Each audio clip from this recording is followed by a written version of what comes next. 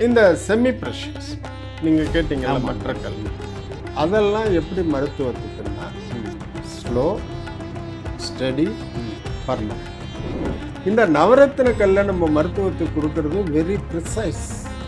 அந்த 6வது வீட்டில் எந்த கிரகம் அந்த 30 பாகையில் ஜாஸ்தியாக போயிருக்கோ அதுதான் அந்த வீட்டுக்கு ஆத்மகாரகன்னு. இதை கண்டிப்பாக சில மருத்துவர்கள்லாம் மறுப்பாங்க.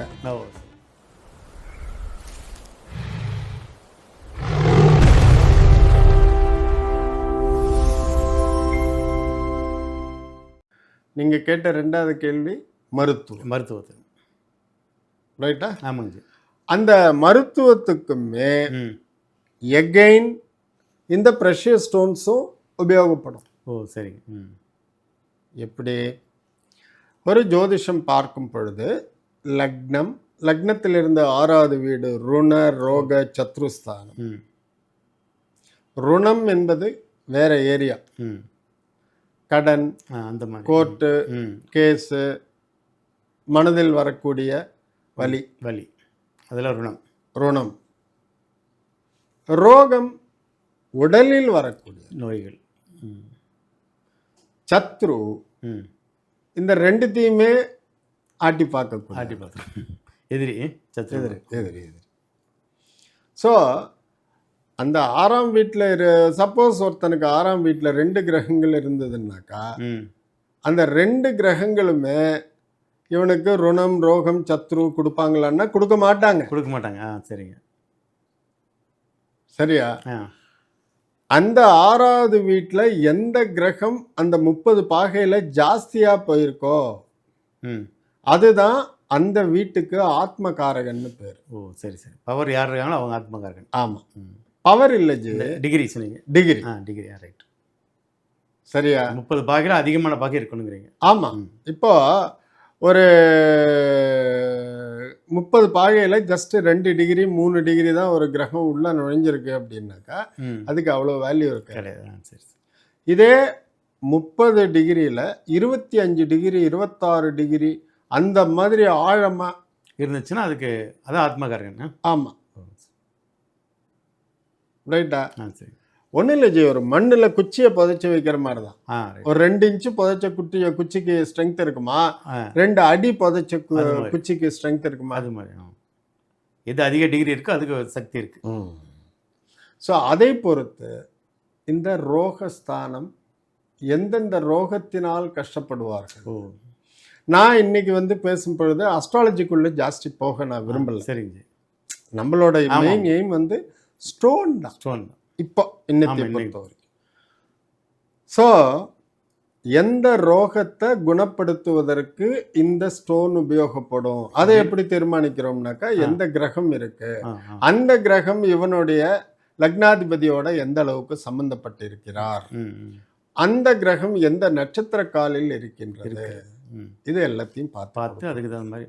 ஸோ மருத்துவத்துக்கும் பயன்படுத்தல். இந்த நவரத்தின கல்லை நம்ம மருத்துவத்துக்கு கொடுக்கறது வெரி ப்ரிசைஸ். அப்படின்னாக்கா ப்ரெஷியஸ் இல்லை, ப்ரிசைஸ் அப்படின்னாக்கா ரொம்ப ரொம்ப கரெக்டாக பண்ணணும். அந்த இடத்துல போய் ரீச் பண்ணி அதை கரெக்ட் பண்ணும். ரொம்ப அக்யூரேட்டாக பண்ணும். சரியா? சரிங்க. இப்போ இது குணமாயிடும், குணப்படுத்திடலாம். அதுக்குன்னு கால் ஒடிஞ்சு போய் அதை சரி பண்ணுமான்னா அதெல்லாம் பண்ணாது, அதெல்லாம் ரோகத்தில் வராது. ஜோதிஷபூர்வமாக ரைட்டா? சரிங்க. இதுக்கு இதை பற்றி இன்னொரு நாள் பேசலாம். ரைட். ஓகே. இந்த செமி ப்ரெஷியஸ் நீங்கள் கேட்டீங்கல்ல மற்ற கல், அதெல்லாம் எப்படி மருத்துவத்துக்குன்னா ஸ்லோ, ஸ்டடி, பர்மனன்ட். 3 விதமாக அவங்க ஸ்லோவாக தான் பண்ணுவாங்க. சரிங்க. ஸ்டடியாக பண்ணிட்டு இருப்பாங்க. ரைட்டா? சரி. பர்மனெண்ட்டாக பண்ணிடுவாங்க. ரைட். புரியுதா? புரியுது. ரைட். ஸோ அந்த மாதிரி செமி ப்ரெஷியஸ் ஸ்டோன்ஸில் என்னென்னலாம் பண்ணும் மருத்துவத்தில்? ஒருத்தனுக்கு ப்ரெஷர் இருக்குது அப்படின்னாக்கா அதை கம்மி பண்ணிடும். ஸ்பட்டிகம்னு ஒரு கல், ஸ்பட்டிகம் அந்த கல்லை மாலையாக நாங்கள்லாம் அப்படியே கொத்து கொத்தாக தொங்க விட்டுருப்போம். ஏசி ஒன்றும் வேண்டாம். இந்த லைட்டுக்கு முன்னாடியே அது சூடில் பிடிச்சால் கூட கூலிங்காக இருக்கும், குளிர்ச்சியாக இருக்கும். அந்த கல்லோட தன்மை இப்படி பிடிச்சி பார்த்தா நல்ல குளிர்ச்சியாக இருக்கும் ஸ்பட்டிகம். நம்ம உடம்புல இருந்து போகக்கூடிய கண்ட்ரோல்ஸ் அத்தனையுமே நம்மளுடைய தலைக்கு பின்பகுதி இங்கே இருக்கிற கழுத்து பகுதியிலேருந்து தான் தலைக்கு போகுது. எல்லாமே போகுது. தலை தானே ஹெட். ஆமாங்க.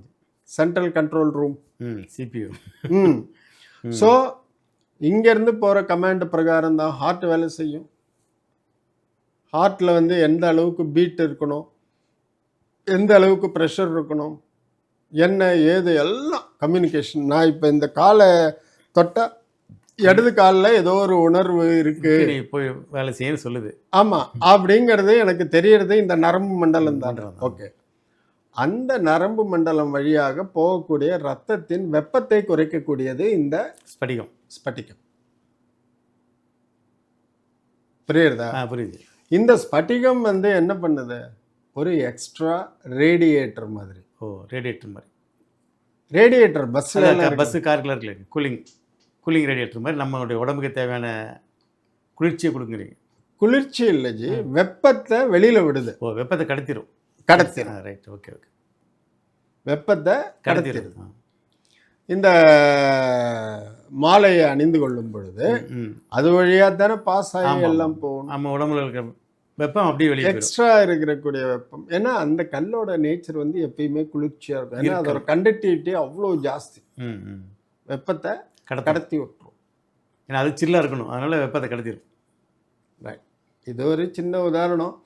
இதை வந்து கண்டிப்பாக சில மருத்துவர்கள்லாம் மறுப்பாங்க. சரி. ஆனாலும் அனுபவம் என்பது அனுபவம் தான்.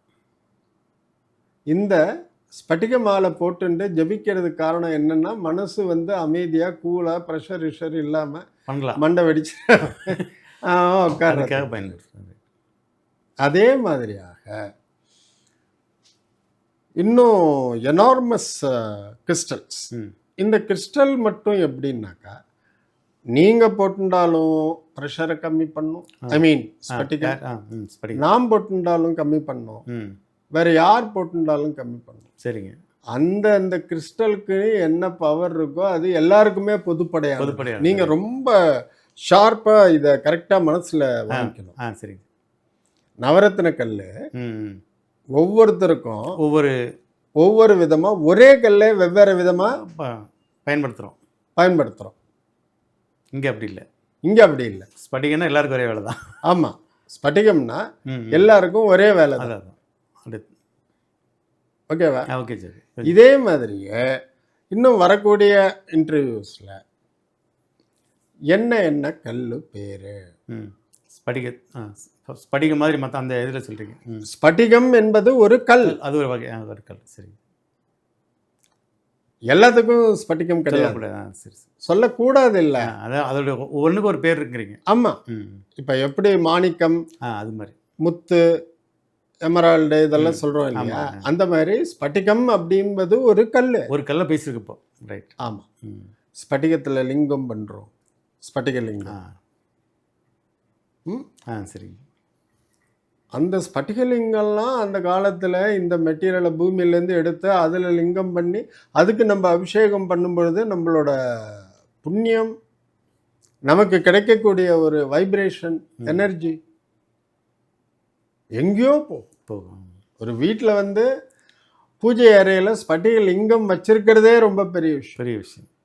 அது அந்த கொடுத்து வைப்பு இருந்தால்தான் வைக்க முடியும். சரியா? ஸோ உங்களோட கேள்விக்குள்ள நான் இன்னும் டீப்பாக போகாமல் அடுத்த கேள்விக்கு போகலாம். சரி. ஸோ இன்னைக்கு தான் இந்த கிறிஸ்டல்ஸை பற்றின டாபிக் ஆரம்பிச்சிருக்கோம். ஸ்பட்டிகம் என்பது ஒரு வகையான கிறிஸ்டல். அமெத்திஸ்ட் என்பது மற்றொரு கிறிஸ்டல். ரோஸ் குவார்ட்ஸ் என்பது மற்றொரு கிறிஸ்டல். சிட்ரைன், டோபாஸ், அவென்ச்சுரின், தெர்மோலின், இந்த மாதிரி அக்வாமெரின், இந்த மாதிரி மேலக்கைட், டைகரை, இது எல்லாமே கிறிஸ்டல், ஆனால் ஒவ்வொன்றுக்கும் ஒரு பலன் இருக்குது. ஆமாம். ஆ இப்போ நான் சொல்கிறது எல்லாமே ஆ உதாரணத்துக்கு நான் இந்த சொன்ன பேர் சொல்லியிருக்கீங்க. ரைட். கிறிஸ்டல்ஸோட பேர் பேர் ஆமாம். ஒவ்வொன்றுத்துக்கும் ஒரு பலன் இருக்கு. சிலது மியர் அழகுக்காகவும் இருக்கு. போடலாம். ம்? சரிங்க. சிலதுக்கு வந்து ஸ்பெசிஃபிக் பவர் இருக்கு, ம். குணம், குணம், மருத்துவ குணம் மருத்துவ குணம் இருக்குது, அந்த கல்லே இருக்குது. இருக்கு. அதை அந்தந்த அளவில் போட்டுண்டா அந்த அவனுக்கு இருக்கிற அந்த மருத்துவ ரீதியான குறைகள் சரியாகும். சரியாகும். சரி. கண்டிப்பாக. சரிங்க. உங்கள் கேள்வி கிளியரா? கிளியர். மருத்துவத்துக்கும் கல் பயன்படும். அது கண்டிப்பாக. வந்து கிறிஸ்டல் கல்கள் நல்லா பயன்படுக்கும். நவரத்தின கற்களையும் பயன் இருக்குது. அது ரொம்ப அக்யூரன்சி பண்ணி பண்ண சொல்லி. சரிங்க. Correct. நன்றி ஜி.